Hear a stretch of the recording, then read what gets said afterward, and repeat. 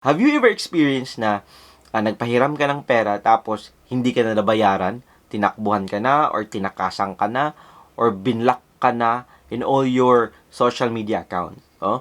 I want you to watch this video because this video is for you.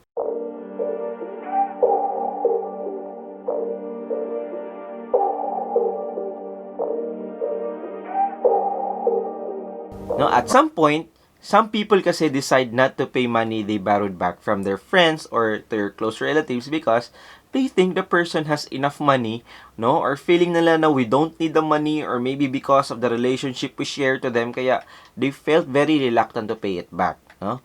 Now guys, I want you to remember that when someone lends you money, it doesn't mean na they have a lot of money, no? But rather, it means that they thought you needed it more than them at that particular moment or at that particular time, no?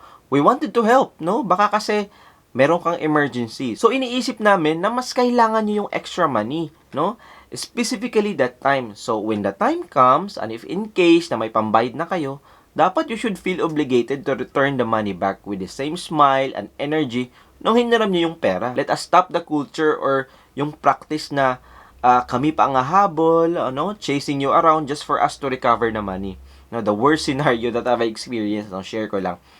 Bigla na lang nawala, as in they no longer or they stop responding me on my chats, plus all of a sudden, they already blocked me in all of their social media accounts. So meaning, tiway na, no? Tiway na yung money mo, like kalas, alatul, wala na. No, to be honest, I don't want to feel or experience the same feeling anymore, no? That awkward situation na magme-message ka, giving them gentle reminders without abandoning polite approach, asking them to return the money back they borrowed. Remember, no matter how small or how big the money you borrowed, you have to return it back, no? Hindi lang naman kasi yung pera ang hiniram mo, kundi yung trust at tiwala na binigay din namin sa iyo, no? You have to think na we trusted you lending our own hard-earned money, hoping that you will return it back in a full amount, no? You should consider na we also need the money, hindi lang yan extra money, no? Kasi it's not a free money na feeling nyo we are that ready to lose if in case you don't have any plans to pay it back to us, no? If we gave you 100, then you should return 100 on time, no? Hindi yung I let you borrow 100 pero 50 lang muna ang ibibigay mo. And you will say later na lang muna yung balance when you get the chance. Pay it full amount, and then the most important thing is pay it on time, no? The most important etiquette in borrowing money is you have to give back the money on the date you agreed to return it, no? Although mas maganda pa rin na sana if mababayaran mo before the due date you agreed upon. Or if not, at least on the day kung kailan kayo nag-agreed na i-return back the money. There should be no excuses kasi nag-agree ka eh. As a borrower, you should be responsible and you don't have to wait for us or the lender to follow up on you when you have to pay, no?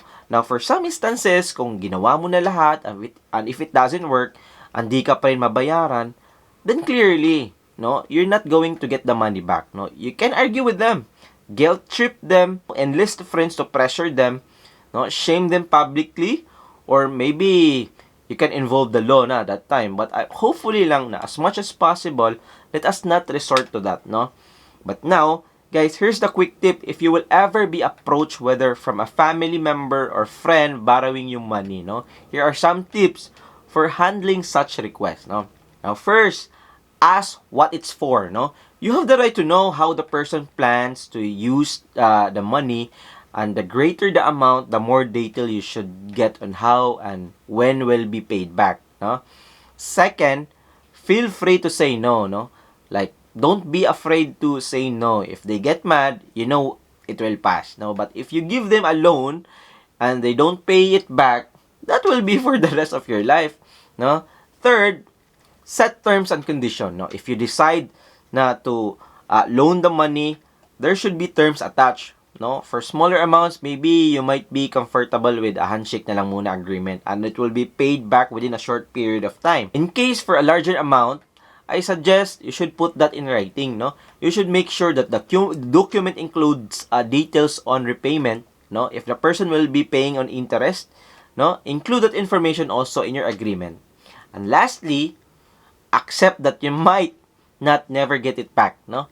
If you're okay with the possibility of the money not being returned to you, then probably, no, it's fine to loan the money.